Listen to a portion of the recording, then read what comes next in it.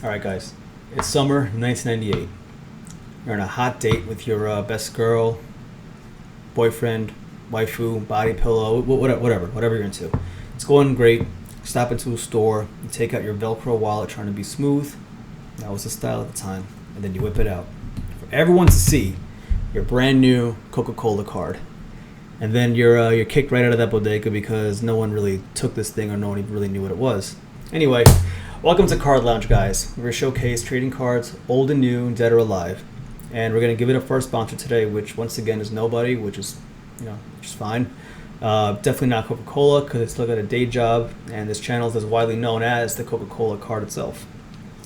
Before I get really into it, I tried asking around online, and I asked a few of my friends in person, all three of them, and even at work, I was asking about if anybody remembered the Coca-Cola card or they remembered what it was, and surprisingly, a lot of them had no idea what it was, and a few of them thought it was a fever dream, but no, it was very real.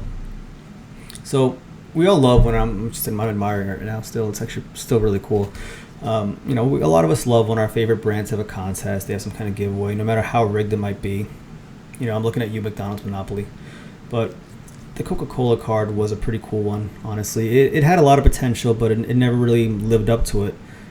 It was competing with Pepsi, which was advertising, which had Pepsi points back then. I don't know if anyone else really remembers those, but that was a cool one. Pepsi points was huge. They had to stop it because so many people were winning prizes.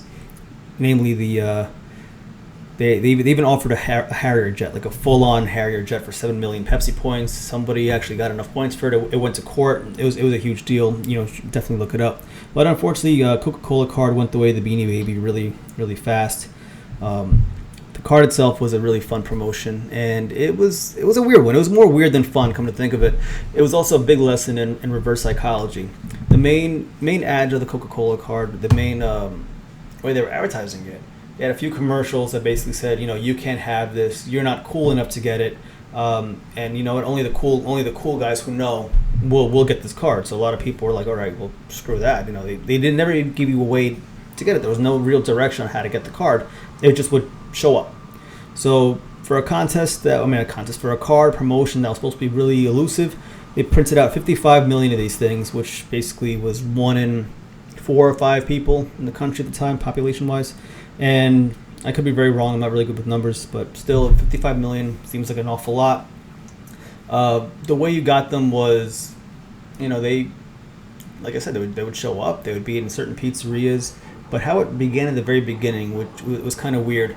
Coke would send out representatives to different schools, different places teens would hang out. It was mainly schools in the beginning, and they would bribe admin to hold Coke-sponsored events where the prizes were Coca-Cola cards, or they would just give them away to school. Or you could have been me as a preteen in my school, where a guy just showed up and started handing these cards out through the chain link fence by the playground, and then he was promptly chased off by our PE teacher. And looking back at this when I was writing the script for this, I really don't think he worked for Coca-Cola.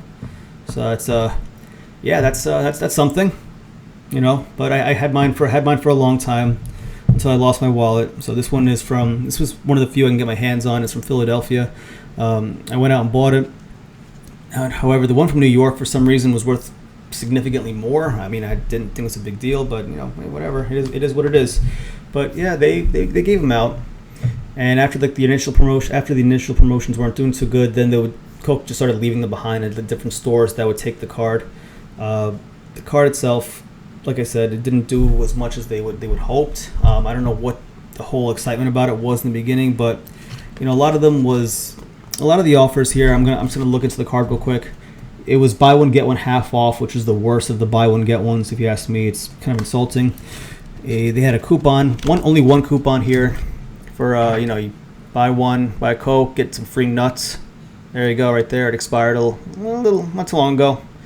It's gone. It says MasterCard on it. It had no intrinsic value, so I don't even know why it would do that. My favorite offer back here, though, is at mobile gas station. You buy a 20-ounce Coke. Let's see if it zooms in. You buy a 20-ounce Coke, and you get 15 cents off another Coca-Cola, which was just really, really crummy, if you ask me, but it is what it is. There's a Blockbuster offer in here, too, which I miss Blockbuster very much. It's a fun time.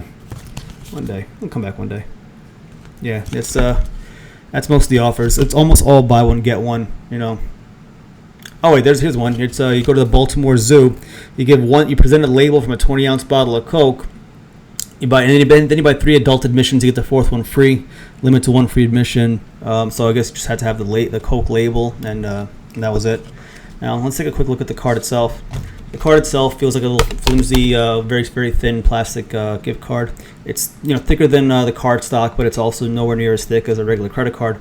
On the back of it, it had a magnetic strip, which right off the bat is already saying that I take myself way too seriously, and a little spot there where you can do your authorized signature.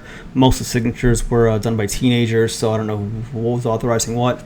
There's a phone number on the back of the card to give you details on great offers. You know what? Let's give it a call real quick. I really wonder if the number's still alive. That was one thing I forgot to do. So let's see what happens here. All right. So we're going to call the number on the back of the defunct Coca-Cola card. See what happens. Cannot be completed as dialed. Please check the number. No surprise there. Number's dead. It's long dead. If you want to try it yourself, I don't know why.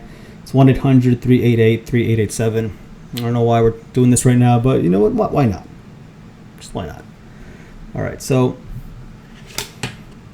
you have your magnetic strip back here, which is what led to my initial embarrassment as a kid when I took it to my local bodegas because I didn't really know. What the, I didn't really have access to these stores back then. I was like 13, 14 years old. So they would swipe the card and think that I was scamming them and kick me out of the stores. But, whatever, that's such is life. So the card right off the bat didn't do very well on its first year. But Coca-Cola, not wanting to give up so fast, they tried it again. Summer 1999, Coca-Cola Card 2 came out. I didn't get a hold of that one. That one was a little trickier to find. But it was, if I remember correctly, it was a horizontal Coke bottle. The card was all black and it said $19.99 on it. So it was more of the same, but they had a little promotion that went along with it now. The promotion was, hold on, I actually had to write it down, so it's over here. The promotion was called IYDKYDG, which is incredibly confusing. It's like a randomly automated generated password, but that was their offer. It was IYDKYDG. I'm actually really happy I didn't mess it up. So what that stood for was, if you don't know, you don't go. 1999 Coke card was gonna expand. It was gonna be bigger than buy one get ones. It was gonna give you free concerts for the price of nothing. I said free, but some of them did say that they would let you in if you brought in like a can or a bottle of Coca-Cola. That would be your admission. But now the problem was they were still going for how exclusive the first one was. They were gonna go for like only the cool kids go. However, the only way you could really go to these concerts is if you had a secret voicemail given to you by the Coke card. So that website's still around. I'll put the link in the description. I don't know if anybody wants to check it out, but you can see a nice little time warp of how ads in the 90s used to be, how websites in the 90s used to be. A lot of 90s websites are dying, and it's a real shame. You can still check it out from Wayback Machine, but I think the Coke one is still up and running. So now, if I'm not mistaken, the way to... I'm trying to remember. Pop the mic. The way to get to this was turn your Coke card around. On the back of the card was the phone number, just like the one I just tried to dial. You would set up a voicemail box that was supported by Coca-Cola and Sprint. Sprint, I believe, was the one that had tie-in with this thing. Hold on. Let me just double check. Yeah. Sprint had the tie-in with the Coca-Cola card, not Sprint Nextel. It was Sprint back in the day. You'd set up a voicemail through Coca-Cola, and then you would check it periodically. So you check the voicemail, which involved you going on your phone, calling this number, and this is back when they charged you by the phone call by the minute, unless you had free nights and weekends. That's another cool thing from the 90s and 2000s. You check that voicemail, and in that voicemail would be a code. You would input the code somewhere, and then you would get your information for a concert. There's only like 3 of them to my knowledge, and probably like 10 people showed up to them in total because no one wanted to go through all this again, and then that was that. Summer of '99 ended, and that was the end. Coca-Cola card went the way of the Beanie Baby, and just like that, it was a nice little dim flash in the pan. The card is gone. It still exists in memory, and it's another cool little gimmick from the '90s. What the Coke card did was basically what a lot of food apps on our phone do nowadays. They have like surprise deals for buy one get ones, stuff like that. So could you make the argument that the Coca-Cola card walked so these food apps, McDonald's, Burger King, whatever, the apps on our phones could run? Yeah, probably. Is that the case? I highly doubt it. It probably isn't the case at all. But still, could you make the argument? Yeah, you totally could.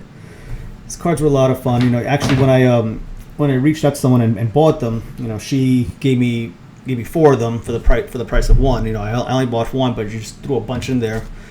So they're still around. If you want some, get one or reach out. You know, but that's that. That's a little trip down memory lane today, and that's pretty much all I have to say about it. It was a fun time. It was a wild time, but the '90s were a really fun time to be a kid. A lot of cool stuff back then. All right, guys. Once again, I really appreciate you stopping by, hanging out with me. You take care. You be safe. All right, and I'll see you next time.